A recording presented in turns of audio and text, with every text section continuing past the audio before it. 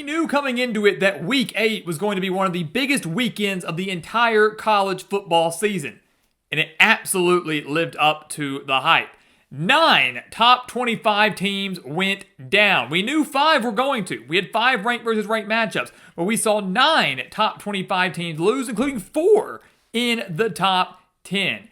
Absolute madness in the world of college football. And we saw a handful of other top 25 teams nearly go down. It easily could have been 13 teams that lost because Missouri survived in double overtime against Auburn. Texas survived in overtime against Kentucky. Texas A&M survived by 3 against Arkansas, and Virginia survived by 2 against Washington State. So easily could have been more, but it was a wild weekend of college football, one that greatly impacted conference championship races, greatly impacted the college football playoff race, and it all started on Friday night. Let's go ahead and jump into it here at the Gridiron Expert with our Week 8 recap. And we'll start on Friday night, where, again, Louisville stunned number 2 Miami 24-21. Miami was actually my number 1 team heading into the weekend. They looked unbeatable, some would say. Undefeated, were steamrolling just about everybody. A 2-touchdown favorite at home against Louisville, and Mario Cristobal returned to form. Carson Beck returned to form. And I've got to tell you, if somehow, some way, Miami fails to make the 12-team playoff again, had a fantastic season last year, choked at the end, fell out. Fantastic start to this year, choked against Louisville. What will happen to them? If they fail to do it again, Mario Cristobal has got to go because this is unacceptable. But it's not all on him, right? It's also on Carson Beck, who returned to form as well. So Cristobal returned to form, choking games away. Carson Beck returned to form, turning the ball away, throwing the ball away. 4 interceptions for Carson Beck against Louisville, including the final one with 32 seconds left as the Hurricanes were driving, trying to get into field goal range to tie the game. We threw it at the Louisville 31-yard line, so they kind of already were in field goal range. And then a beautiful fingertip interception by the Cardinals to seal the win. It was a wild, wild game, and it's one where, like, Louisville, I feel like, was very fortunate to win. They deserved to win, no doubt about it. But, you look at that 4 interceptions, you thought the team would run away with it. Louisville only led 14-10 at halftime. They, again, were in a position where the game could have gone to overtime. Miami could have won despite picking off Carson Beck 4 times. They did not score any points off of those turnovers. So it was actually a Louisville turnover that helped Miami get back into it. Louisville picks the ball off. They fumble it right back to Miami. They score on the very next play. They're back in the game within 3. But the Cardinals, their defense did their job. They held Miami to 63 rushing yards. They made them one-dimensional. Miller Moss had a solid game. The defense obviously had a phenomenal game. And now the ACC title race just got a lot more interesting. Miami's still a contender, no doubt about it. They have interesting games coming up against Stanford. At SMU could be tough. Syracuse, NC State, and then the final 2 games are on the road at Virginia Tech and at Pittsburgh. You slip up in one of those games down the road, it could keep you out of the ACC championship game. It could keep you out of the college football playoff because Georgia Tech's playing extremely well. Virginia's playing extremely well. SMU is still absolutely in the hunt as well. Miami currently sits at 8th in the ACC standings, just at 1-1 in conference play. So a lot of time left, but a very bad, crushing loss for a team that looked so good. And now the margin for error is significantly slim considering the schedule's so weak, meaning a loss to any of those teams really, really screws up your hopes. So we could be seeing a deja vu moment for Miami, just like we saw last year. Louisville, shocking the nation, will catapult in our top 25. They are obviously a contender as well in the ACC. Going to make things very interesting down the stretch. So you should have known, right? Like Friday night, that's what happens. Factor in that Minnesota beat Nebraska, who was ranked at the time, on Friday night. You had a feeling Saturday was going to be wild. It absolutely was. Before we get into how the day started at 11 a.m., I want to start with the game of the day. Maybe the game of the weekend. That's how we really need to get into this, right? And that was Georgia and Ole Miss. We're going to touch on Vanderbilt in a second. They deserve it. But Georgia-Ole Miss was the game of the day. Number 9 versus number 5. 861 combined yards of offense. Georgia, despite outgaining Ole Miss by over 150 yards, outgained them 510 to 351, still narrowly beating the Rebels. So I want to give Lane Kiffin and the Rebels a lot of praise, right? Because the last time they came to Athens, they got destroyed. This was their first road game since week 2. Trinidad Chambliss, his first ever road start for him, right? He took over in week 3 against Arkansas, has not played on the road, and obviously we know Athens not an easy place to play, and I thought he was phenomenal, right? 263 yards, a touchdown, 42 rushing yards, 2 touchdowns on the ground. I mean, he was doing everything he could to keep Ole Miss in this game, and the offense was firing at all cylinders. I mean, could not miss until the Georgia defense tightened up, until they stiffened up, right? I mean, Georgia trailed by 9 points entering the fourth quarter, guys. Ole Miss had them on the ropes, 35-26 entering the fourth quarter, and then the Bulldogs scored 17 unanswered. Won the fourth quarter 17-0, held Ole Miss to 13 yards in the fourth quarter. And that's what Kirby Smart does, right? He finds a way to win. They found a way to win against Tennessee on the road. They found a way to win last week against Auburn. They found a way to win now against Ole Miss, and that's what good teams do. Again, 13 yards for Ole Miss in the fourth quarter. The Rebels possessed the ball in the fourth quarter for 1:53. So Georgia, the defense got better. The offense was able to execute slow, methodical drives where they could dominate. Gave Ole Miss very limited chances and opportunities. Momentum swung back in favor of the Bulldogs, and they got the job done. Gunnar Stockton deserves a lot of praise as well. What a game for him. 26 for 31, only 5 incompletions, 289 yards, 4 passing touchdowns, and then rushed for 59 yards and another touchdown. So fantastic quarterback play on both sides. Horrible defensive performances by both sides, but it was Georgia's defense that in the end made the biggest plays when it mattered the most. The Bulldogs won, hand Ole Miss their first loss of the year, but obviously playoff hopes and everything not dashed at all for the Rebels. They've got a dang good football team, and I really do expect them to be in the 12-team field by season's end. That was a very impressive performance despite the loss, only losing by 8 on the road. Sticking in the SEC, talk about a team that can make the playoff. It's Vanderbilt. Who would have thought that, right? I mean, you tell somebody a couple of years ago the playoff expanded to 12 teams, Vanderbilt might be one of the teams. I remember when Clark Lee was laughed at many years ago, well, a couple of years ago, really, when he took over as head coach at Vanderbilt. He's like, we can win a national championship here. The world will know Vanderbilt is one of the best teams in the country. And it's like, yeah, whatever. Vandy, no way. And yet here we are, number 17 Vanderbilt beating number 10 LSU 31-24. That's a statement win. Vandy got themselves back on the map, obviously, last year with what they did. I mean, beating Alabama, playing competitively against, Texas and LSU and guys like that. But this year, their lone loss on the road to Alabama in a game that was much closer than that final score shows. They beat LSU, who just really hasn't had it this year. Despite all the returning talent, despite returning Garrett Nussmeier, despite having a solid defense, they just haven't looked the part. We picked Vanderbilt to win this game earlier in the week. We were right on this pick. Vanderbilt's offense nearly putting up 400 yards on the Tigers. Diego Pavia accounting for 246 total yards and 3 touchdowns. The Vanderbilt defense doing their job. 2 sacks, 5 tackles for a loss. Held LSU to just 100 rushing yards on the day. And Vanderbilt dominating the time of possession as well, holding the ball for over 36 minutes in this game. So once again, limiting the amount of chances and opportunities that LSU had to go down there and score. The Tigers had no answer for Diego Pavia. Most teams somehow don't have an answer for Diego Pavia. The offense, as we mentioned, for LSU really hasn't been great all year. Struggled a little bit against this Vanderbilt defense. It was a complete team win for Clark Lee's squad that now sits at 6-1 for the first time since, 1950? And you look at this, they've got a favorable schedule, guys. I mean, the Commodores, they host Missouri next week. We'll have more analysis on that game in the coming days. A game that actually has playoff implications. Vanderbilt and Missouri, a game that will have playoff implications. Think about that. Then they go to Texas, who's very beatable. Then they host Auburn, who's very beatable. Kentucky, probably going to be a win. And then at Tennessee. I mean, there's a very good chance that going into the season finale against Tennessee, at worst, Vanderbilt's a 2-loss team, and that game against Tennessee could serve as a playoff play-in game maybe for both of those programs. So much on the line for Vanderbilt. Regardless, an unbelievable turnaround, unbelievable carryover for Clark Lee after what he did last year, continuing it now. LSU, they're done. They're done. And Brian Kelly needs to be done.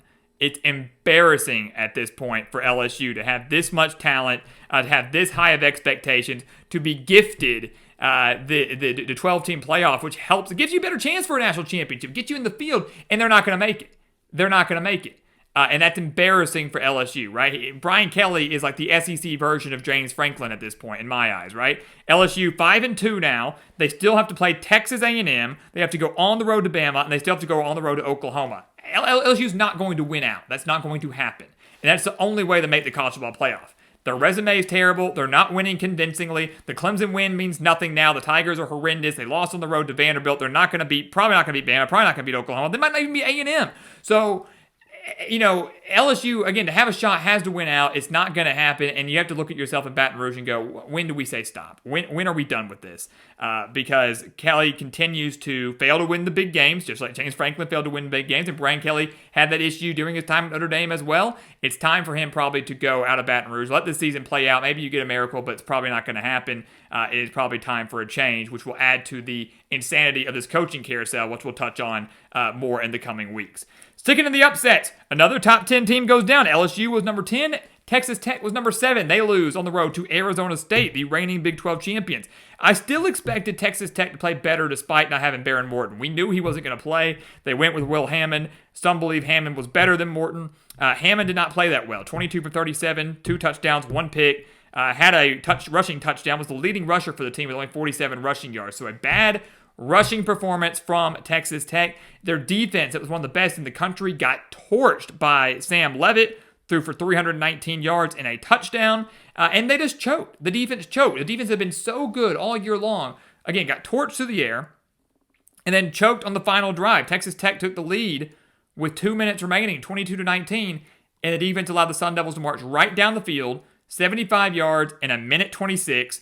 Sure, the pass interference call in the end zone helped, but a minute 26, 75 yards, Arizona State punched it in with 46 seconds left to win 26-22. So a big, big win for Arizona State, keeping their conference title and playoff hopes alive again. First loss for Texas Tech. Everything's still right in front of them, but definitely a disappointing loss considering again how bad the defense played and really how bad Hammond played, because I thought he'd play a lot better considering he's had plenty of starting experience because Morton struggled to stay healthy.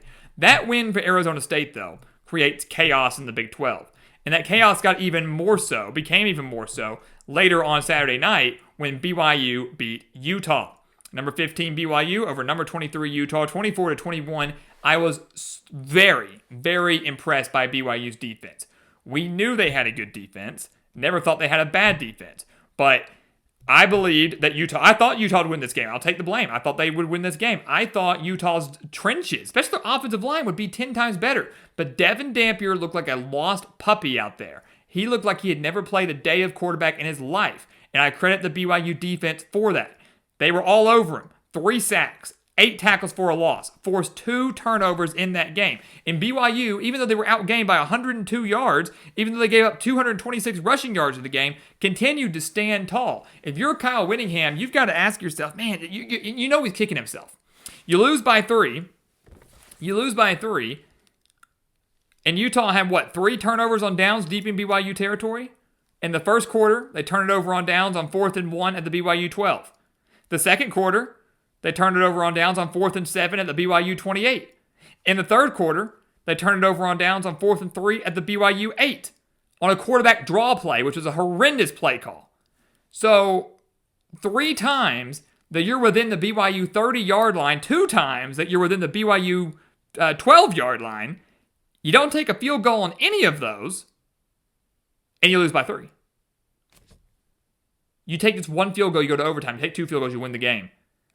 It was a game where Utah probably, look at it, you could argue they should have won, but at the same time you couldn't because it was poor play calling, poor decisions, and again, their offensive line was god-awful. I know Utah had a great day on the ground, but in terms of pass protection, it was horrendous, and Devin Dampier did not make many great decisions. So, a huge, huge win for BYU, a statement win for BYU that it kind of had a fairly cush schedule for the first half of the season. This was really their toughest test I'd say they'd had, and they passed it.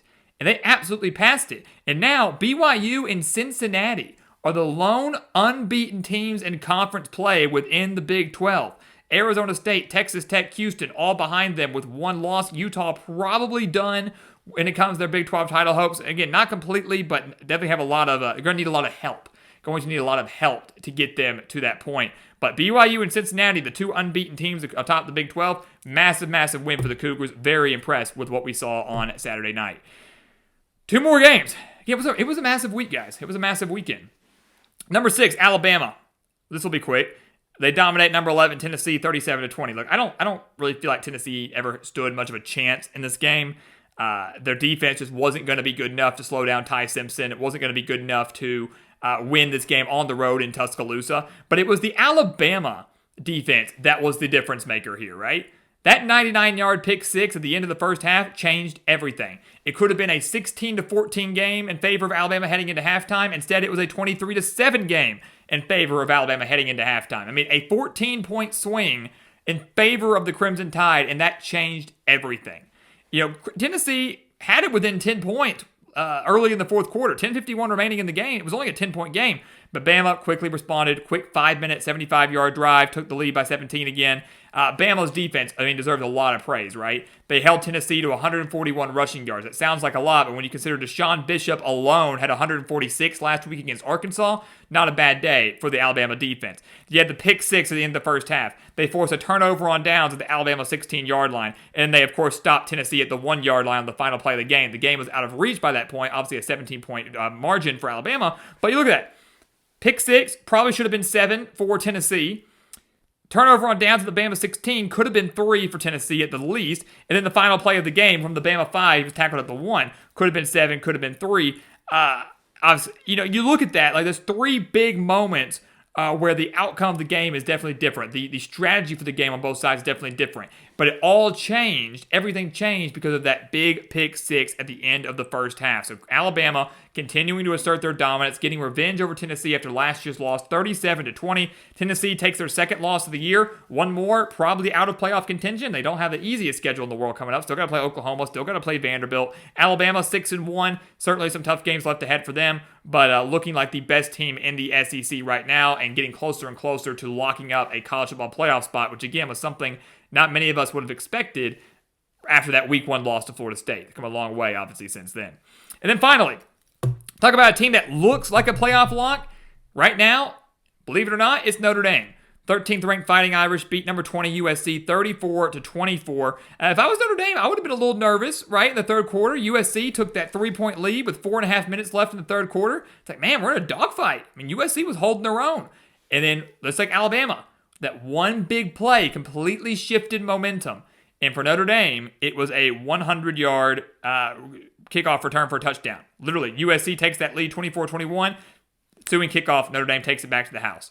27-24, and then they score again midway through the fourth quarter to fully win the game, 34-24. Jeremiah Love, how about that? 24 carries, 228 yards on the ground, and a touchdown. Jeremiah Love accounted for 60% of the offensive yards from Notre Dame on Saturday night. 265 offensive yards for Jeremiah Love out of 442. So, huge day for a guy that kind of been quiet for this Heisman contender back in the preseason, kind of been quiet for most of the year. Breakout game, could not have come at a better time for the toughest test remaining on Notre Dame's schedule. The Fighting Irish now only have to play 1-6 Boston College, Navy, Pittsburgh, Syracuse, and Stanford. Navy and Pittsburgh are the only teams remaining that have a winning record. Notre Dame will be favored probably heavily in the remaining 5 games. They've won all 5 of the games so far this year by double digits. Many more to come. As long as Notre Dame wins out, and it's very likely that they will be in the college football playoff, which is a fantastic turnaround for Marcus Freeman's squad considering that 0-2 start. So a big win for Notre Dame over their rival in USC. Again, a double-digit win. That goes a long way. USC, their playoff hopes were slim going into this game, pretty much done now. But again, give them credit for hanging in there. They didn't cover, unfortunately, for them. But give them credit for hanging in there. That kickoff return, though, ultimately the difference maker, just like the pick six in Tuscaloosa. So, what a week, guys. 9 top 25 teams. Are you kidding me? 9 top 25 teams go down. 4 of them in the top 10. Massive shakeups. We learned a lot. We were stunned a lot. Easily, again, could have been a lot more. A couple other top 25 teams, despite winning, were exposed. And that's going to play a big role in the coming weeks as well. We are entering the end of October. Only one more weekend of October left. And then we're into the month of November, the home stretch, as these teams make the final push for bowl eligibility, the final push for a conference title appearance, the final push for a college football playoff appearance. It's going to be a lot of fun. If you thought this week was crazy, you haven't seen anything yet. Next week, it appears to be lackluster on paper. As we know, you should assume absolutely nothing could be even crazier than this week. But Week 8 will go down in the history books as a fantastic weekend of college football, a statement weekend of college football. It's just buckle up. That's all I can say. Just buckle up. It's about to get real. So guys, as always, thank you so much for watching us here at the Gridiron Expert on YouTube. Make sure to continue to like, comment, subscribe, share our videos. Check out everything down in the description below. That includes our expert picks over on the gridironexpert.com. Coming off another big winning weekend in our college football picks. You do not want to miss out on those. Again, the link for that down in the description below over on the gridironexpert.com. And once again, as always, thank you so much for watching, and we'll see you next time right here on the Gridiron Expert. Yeah.